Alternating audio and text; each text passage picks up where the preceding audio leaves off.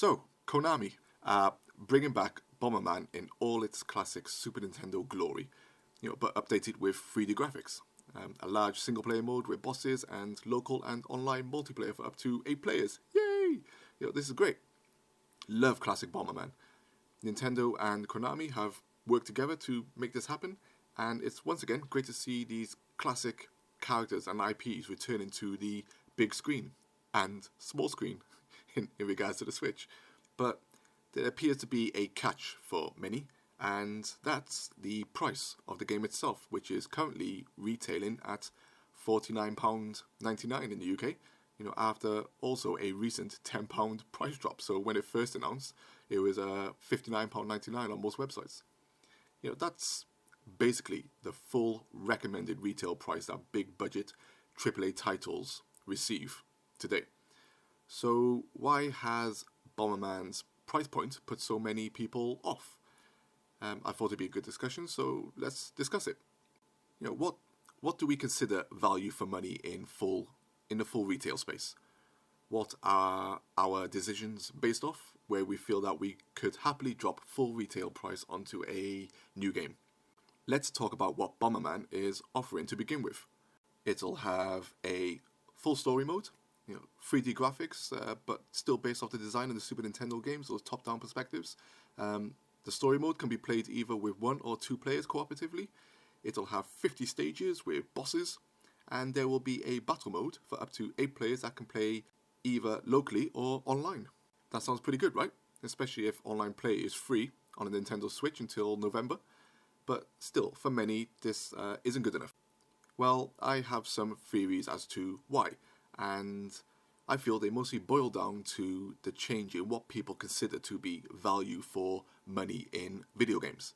I feel that there are 2 major things that are causing people to scoff at the price of this particular title, and those 2 things are the game's graphical presentation and also the game itself. The graphics are clearly pretty basic, but do the job for what is needed for this particular game. And, we all remember the travesty of Bomberman Act Zero on the Xbox 360.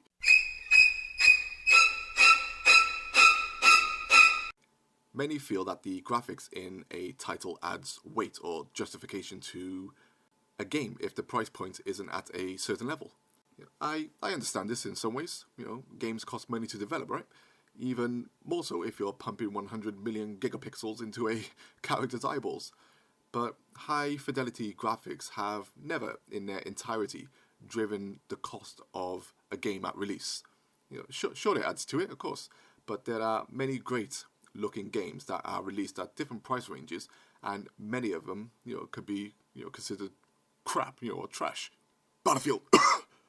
Oh, excuse me. Oh my god. I already played. So maybe it's about the game itself. What Bomberman is viewed as in terms of its gameplay, content and length that puts people off the £50 retail price is currently at. So sure, Bomberman at its core can be considered as a simple game, but is there anything wrong with that? Should simple games be cheaper than more, say, complex games? I haven't seen any evidence that this is the case in terms of game design. So what about the game itself? Bomberman can be considered as a party game, I guess, or an arcade-style multiplayer game at its core. Once again, does the style of the game dictate its value? Maybe it's the length of the game itself. How long should a game last before you consider it to be worth a certain price? 5 hours? 10 hours? Which is probably the average of most AAA games today. 20 hours, 30, 50, 100? Isn't it a little unfair to judge a game's value on the amount of playtime in the core experience? I guess that depends on the game itself. Maybe it's the amount of content in the game that dictates its value. I mean, this game has a single-player mode with 50 levels, and a multiplayer mode with its own levels that can be played on or offline. Sounds like the type of content most games have today.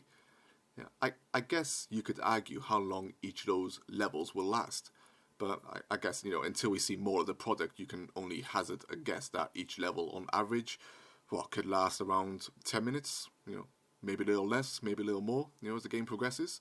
So, what's that, in total for these 50 levels? Around 6 to 7 hours of the single player game alone. Once again, that sounds about average to me for a single player game today. I think I completed the latest Doom in that amount of time as well. Also, I recently, played and completed Ori and the Blind Forest on the PC. I think I bought that for around £10, and it was one of the best games I played in 2016. Quite a short game too. For many people, it was their game of the year.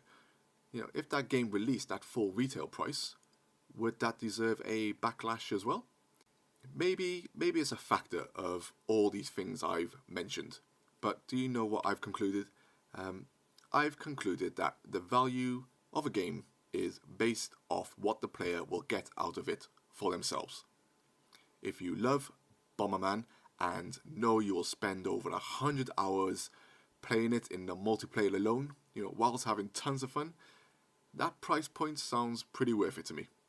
If you don't like Bomberman, or feel that the inclusion of a single player mode and endless multiplayer mode won't be worth the entry price of that £50, then don't play it. Or better yet, try it and see if you change your mind.